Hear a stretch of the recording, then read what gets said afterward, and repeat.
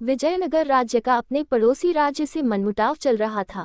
तेनालीराम के विरोधियों को तेनालीराम के खिलाफ राजा कृष्णदेव राय को भड़काने का ये बड़ा ही सुंदर अवसर जान पड़ा।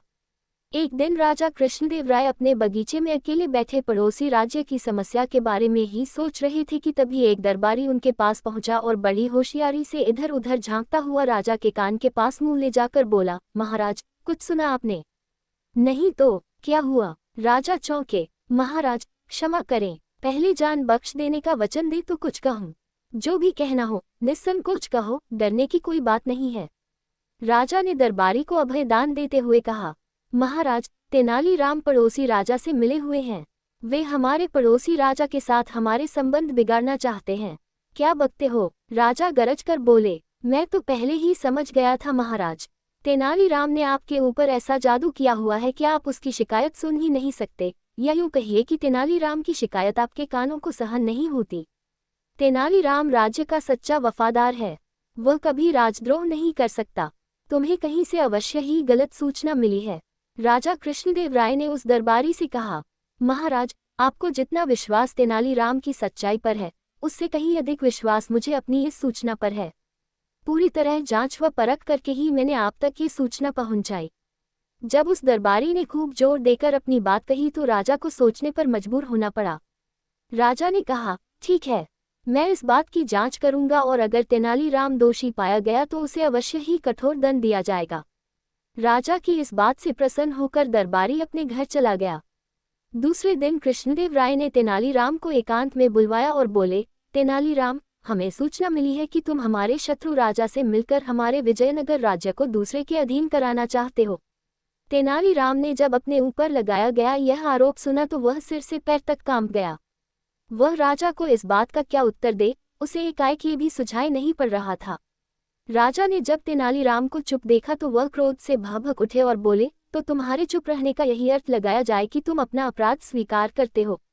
ये सुनकर तेनालीराम की आंखों में आंसू आ गए। वह बोला, महाराज की बात काटने का साहस न तो मैंने अब तक किया है और न ही कभी भविष्य में कर सकूंगा। राजा तो क्रोध से भरे हुए थे। तेनालीराम के इस उत्तर से वे और भी भड़क उठे। बोले, तुमने जिस पड़ोसी राजा से सांठ गांठ की है अब उसी के राज्य में जाकर रहो, मेरा राज्य कल ही छोड़ दो। इतने बड़े अपराध की इतना मामूली सजा। तेनालीराम ने राजा से कहा, तुम्हारी अब तक की सेवा को देखते हुए, मेरे तुम्हारे मित्रतापूर्ण संबंधों को देखते हुए तथा तुम्हारे पद की गरिमा को देखते हुए मैं तुम्हें इतना ही दंड देना उचित समझता हूँ। यदि कहीं अपराध किसी और ने किया होता तो मैं उसकी बोटी बोटी नुचवा लेता। राजा ने क्रोध में बिफरते हुए कहा। तेनालीराम ने राजा का फैसला सुना और अपनी सफाई में एक भी शब्द नहीं कहा। बेचारा चुपचाप सिर झुकाकर राजा के सामने से चला गया।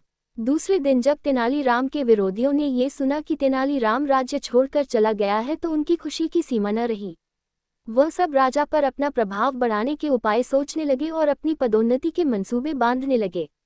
तेनालीराम विजयनगर राज्य के शत्रु राज्य की राजधानी पहुंचा और वहां के राजा से मिला।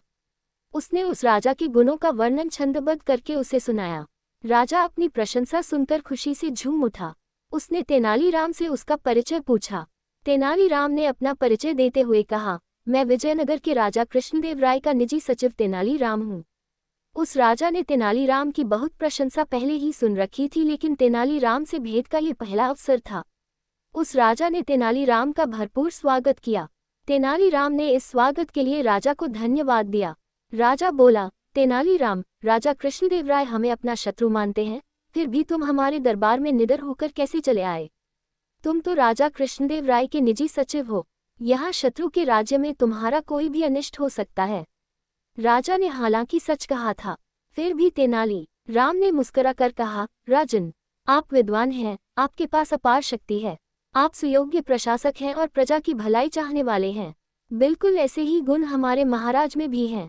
वे आपको अपना शत्रु नहीं, मित्र मानते हैं। आपकी इसी भ्रांति के निवारण के लिए महाराज ने मुझे आपके पास भेजा है। महाराज हमारे दुश्मन नहीं, दोस्त हैं। आश्चर्य से चौंकता हुआ राजा बोला, लेकिन हमारे जासूसों ने तो हमें ये खबर दी थी कि राजा कृष्णदेव राय हमारे राज्य पर हमला करने की तैयारी कर रहे हैं। हाँ राजन, हमारे गुप्तचरों ने हमारे महाराज से यही बात आपके लिए भी कही थी। तभी हमारे महाराज ने मुझे आपके पास भेजा है। युद्ध कभी किसी के लिए लाभकारी हुआ है जो आप जैसे दो विद्वान राजाओं को लाभकारी होगा। तेनालीराम ने कहा। उस राजा पर तेनालीराम की बातों का असर हुआ। वह बोला, लड़ाई तो मैं भी नहीं चाहता, लेकिन ये बात साबित कैसे हो कि राजा कृष्णदेव राय सच्चे दिल से सुलह के इच्छुक हैं। आप कल ही कुछ उपहार व संधि पत्र देकर अपना एक दूत विजयनगर भेज दें। उस दूत को मैं भी अपना एक पत्र दूंगा। यदि महाराज कृष्णदेव राय आपका उपहार स्वीकार कर ले तो मित्रता समझी जाए, और यदि वे उपहार लौटा दे तो आप मुझे जो चाहे दंड दे दें। लेकिन ये तो मेरी तरफ से सुलह का पैगाम हुआ, ये तो मेरी हेठ ही मानी जाएगी। राजा ने कहा, लेकिन संधि प्रस्ताव लेकर तो मैं स्वयं आपकी सेवा में उपस्थित हुआ हूँ। पहल तो हमारे राज्य की ओर से है। राजा की समझ में यह बात आ गई। उसने दूसरे ही दिन अपना एक विशेष दूत कुछ उपहार साथ देकर विजयनगर भेज दिया। उधर राजा कृष्णदेव राय को भी ये पता चल चुका था कि तेनालीराम बेकसूर था। उसके विरुद्ध दरबारियों ने आपस में मिलकर झूठी चाल चली थी। इधर जैसे ही शत्रु राजा का दूत बहुमूल्य उपहार लेकर राजा कृष्णदेव राय के पास पहुंचा तो राजा प्रसन्नता से भर उठे।